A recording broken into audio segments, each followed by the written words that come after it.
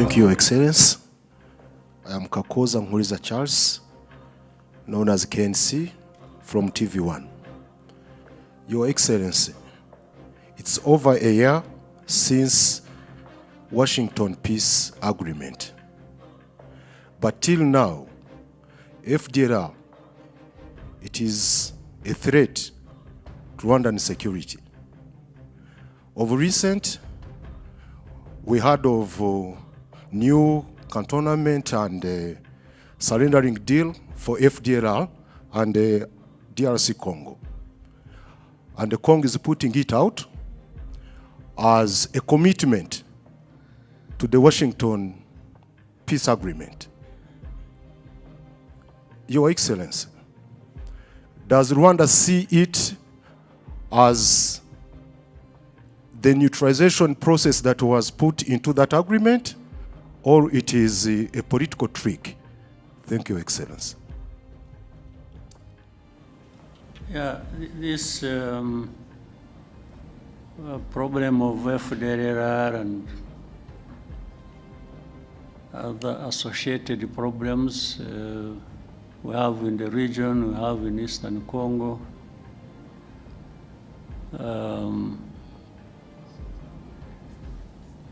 First of all, it's not complicated. It's not difficult to understand what really is at issue. And this is a problem that has been there for 3 decades now. The whole world has got involved over time, and whether it is the UN, whether it is United States or Europe or Asia or name it. Africa, of course, where it is happening. For those who follow and want to really understand, minus the usual biases or complications people create for no good reason.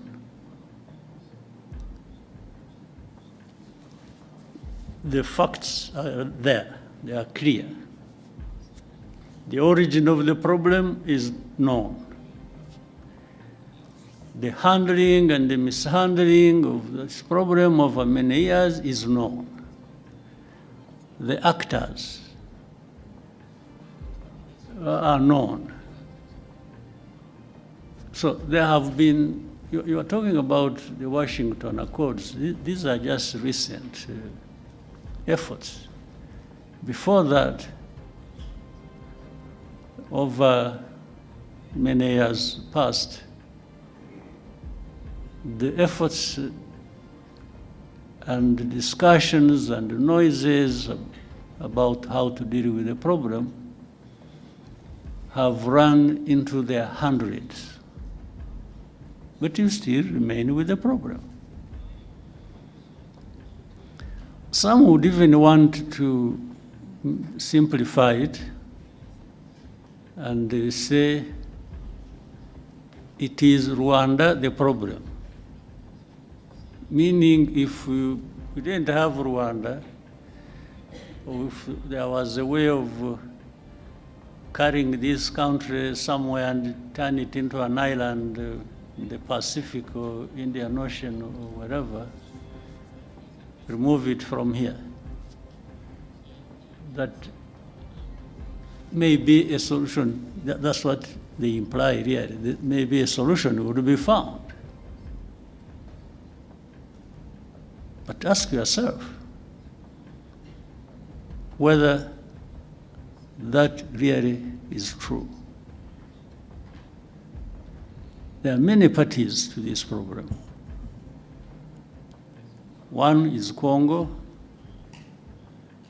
the other is the international community that has really messed up this whole thing from the beginning, as we know it.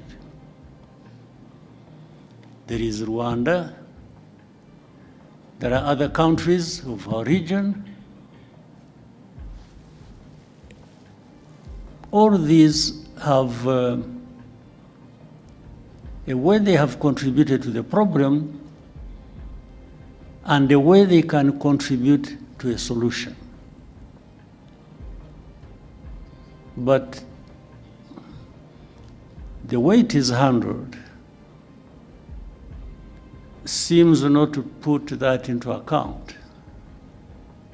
And that's why the problem goes on forever. Nobody addresses the root cause of this problem. I haven't heard of any effort so far that focuses and tries to address the root cause. It's always something superficial. It's one day, FDR, yes, they are there. Then the next day, no, they are not there. Actually, they were finished. Then another day, who are the FDR after all? I think Rwanda is just creating this thing as an excuse to go and steal minerals in Congo. And this kind of, I don't know what to call it, the kind of argument that goes on, even with the people you thought they were really serious. I think sometimes we overrate the capacity of leaders and countries and so. When you listen to some of these arguments and the people they come from, you really wonder what you have to deal with. So no root cause addressed. Then immediately there are sanctions. sanctions. I've never understood. You know, sanctions, yes, they really create problems. They do. But that is all. There are problems added to the problems that were originally there. That's all. It's not anything to do with trying to address the problem. And especially if you look at the manner in which they are applied.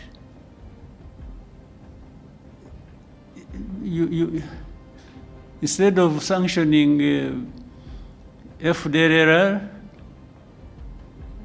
or those who work with them or support them, they sanction those who fight them. I mean, I don't understand the logic. Then instead of saying, in Eastern Congo, there is a problem of Congolese who are involved in this conflict for their own rights. The AFC, M23, and many other groups that have been fighting there. So, what is the origin of this problem? Is it really Rwanda's case to answer? Are we the ones denying these Congolese their rights in Congo? Are we even the ones who actually made them fight to restore their rights in Congo? I will always come back to inform you as whether you want to keep it in mind or what. Even the origin of this conflict, as we know it, which started in, is it 2022 or what? We are now running into, is it 22? October 21, running into 22.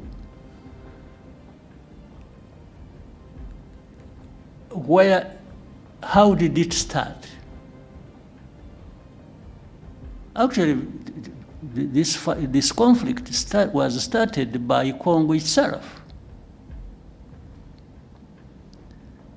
working with people to have this invasion into Congo start, and the plan was always to put it on the shoulders of Rwanda. Try, without mentioning names, without anything, you people try to, as you live here, find out where did these people who are fighting originate from. Where did they come from? Did they come from Rwanda? If you find they came from Rwanda, maybe there is a reason to say, yeah, but there is something Rwanda is not saying in full. They are giving us a piece of story. Find out. So, the start of this conflict is not by Rwanda. And then Rwanda comes to own the problem, the origin of the problem. It is made to own the origin of the problem. Rwanda's problem has always been FDLR in Congo. I can repeat it 100 times.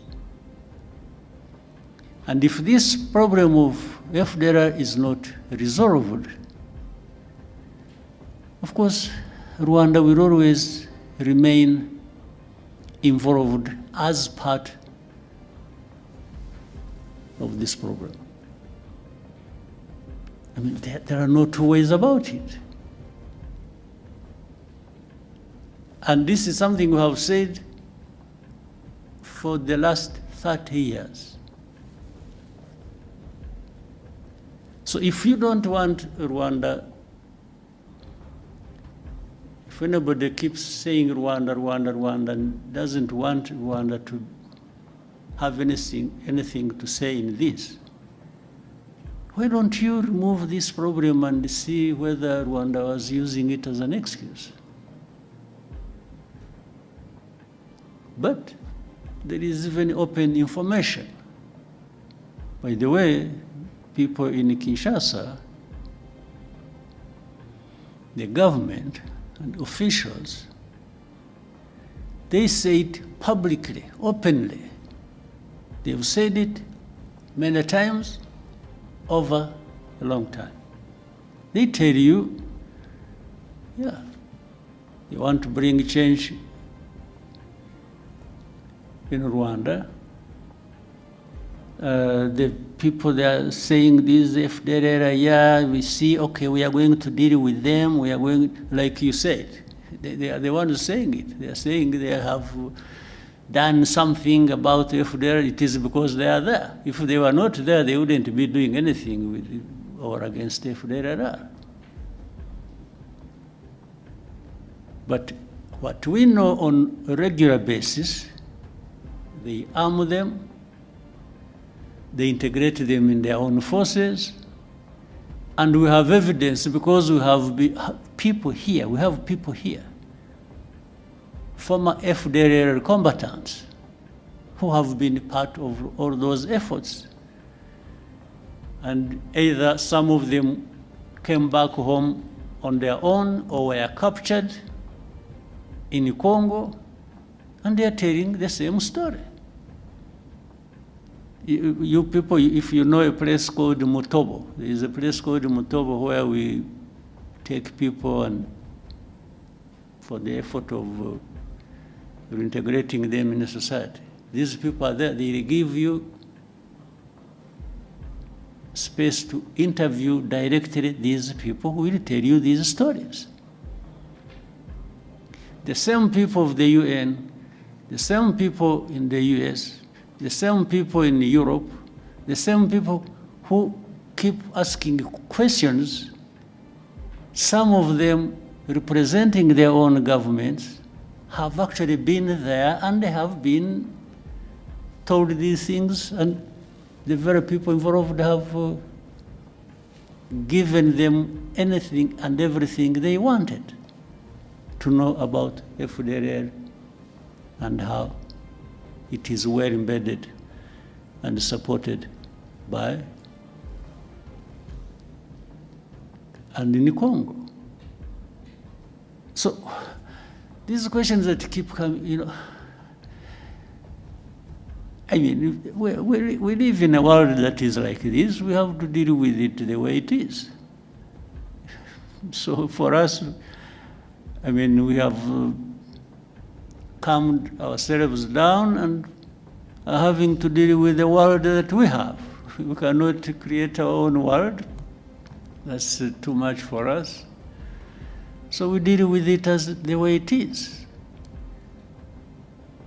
We carry the blame that is not ours. We've been insulted, abused, belittled, and to a point that sometimes people are made to feel like you really don't matter in this world. What they tell us, what they keep saying, it's like they're giving us a message, you don't matter. So sanctioning is just to punish you, to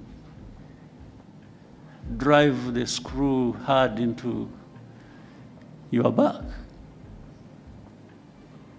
And at that expense, they promote whoever they want to promote for whatever reasons that are not my business. But the question remains, how do we behave ourselves? One, we behave in a manner that protects us at any cost. We will do anything that contributes to that protection, day or night. There are no two ways about it. That one we will, no question. We will also try to do what is right. If we, you know, we are a country that can't afford to mess up. If you give the so many enemies we have an excuse, a chance to bring it to us, I think it will be largely our mistake. So we try to avoid that. We do what is right to protect ourselves, and we will do it without fear or favor, day or night, anytime. We are happy to do that. Actually, it's a pleasure to do the hardest task to protect ourselves. That's what it is. And the rest, what we try to do is actually, we've been trying to team up with other countries in bringing peace in different parts of our continent. And that simply underlines how much we want peace. Rwanda we want peace. To the point that we are ready to fight for it. And that's our main thing. We want peace and we want to work with others to have peace. So with all that I have given you, figure out what answers your question. But that's what it is. Thank you, Your Excellency.